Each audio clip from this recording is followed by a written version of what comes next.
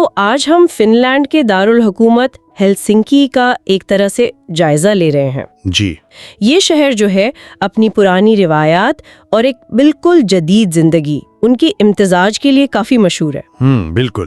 ہمارے پاس جو معلومات ہے ان کو دیکھتے ہوئے آج سمجھنے کی کوشش کریں گے کہ آخر ہیلسنکی میں ایسی کیا خاص بات ہے۔ صحیح، یہ واقعی ایک دلچسپ موضوع ہے۔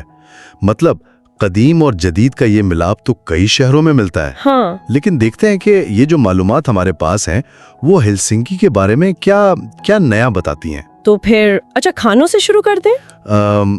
ذرائع میں ذکر ہے کہ ہیلسنکی کے کھانے کافی منفرد ہیں۔ اچھا، جیسے؟ خاص طور پر سامن مچھلی، رینڈیئر کا گوشت اور وہ رائی بریڈ۔ او ہاں، رائی بریڈ۔ کہتے ہیں کہ یہ ذائقے میں تو اچھے ہیں ہی، صحت کے لیے بھی کافی مفید ہیں۔ اور دیکھیں ان معلومات میں جو ایک اہم بات ہے نا وہ یہ کہ یہ کھانے وہاں کے مقامی وسائل سے جڑے ہیں۔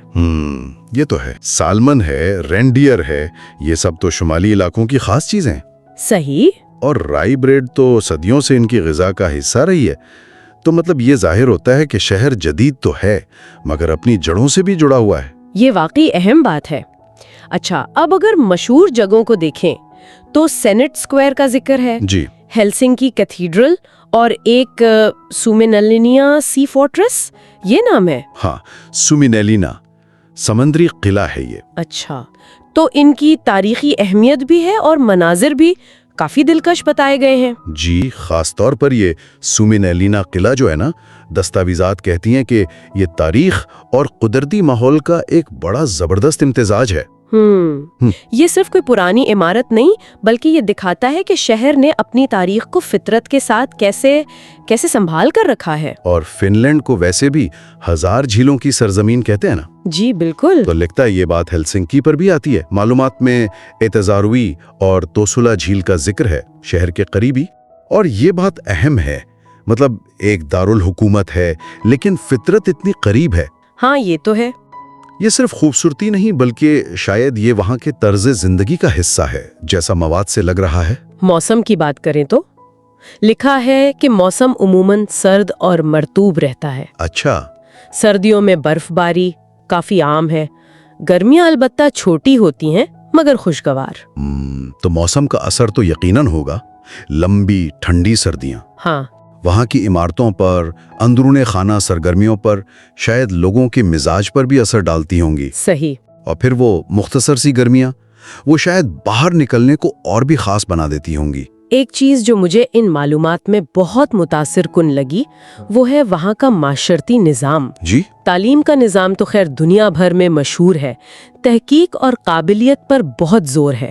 بالکل، بہت اعلیٰ معیار ہے۔ اور اسی طرح صحت کا نظام وہ بھی بہت مضبوط بتایا گیا ہے، جدید ہسپتال ہیں، ماہر عملہ اور جدید سہولیات سب کی پہنچ میں۔ جی، دیکھیں یہ دونوں شعبے، تعلیم اور صحت، کسی بھی جگہ کے معیار زندگی کی اصل بنیاد ہوتے ہیں۔ صحیح کہا۔ تو ان معلومات سے یہی لگتا ہے کہ ہیلسنکی میں انسان کی فلاح و بہبود کو بہت اہمیت دی جاتی ہے۔ یہ صرف سہولیتیں دینا نہیں، یہ ایک سوچ ہے۔ آخر میں رہائشی علاقوں کا بھی ذکر ہے، جدید فن تعمیر ہے لیکن ساتھ میں آرام دہ جگہیں ہیں۔ اچھا۔ گھر صاف ستھرے ہیں، خوبصورتی سے ڈیزائن ہوئے ہیں اور آرام دہ ہیں۔ اور یہ چیز پھر جو ہم پہلے بات کر رہے تھے اس سے جڑتی ہے۔ کیسے؟ کہ یہ جدید آرام دہ رہائش، وہ مضبوط سماجی نظام اور فطرت سے قربت، یہ سب مل کر ہی ہیلسنکی کی ایک ایسی تصویر بناتے ہیں جو بے وقت فعال بھی ہے اور پرسکون بھی۔ تو خلاصہ یہ ہے کہ جو معلومات ہم نے دیکھی ان کے مطابق ہیلسنکی ثقافت، فطرت اور ایک اعلیٰ معیار زندگی کا سنگم ہے۔ جی بالکل۔ یہ شہر واقعی فن لینڈ کی شناخت کا ایک اہم حصہ لگتا ہے۔ یقیناً۔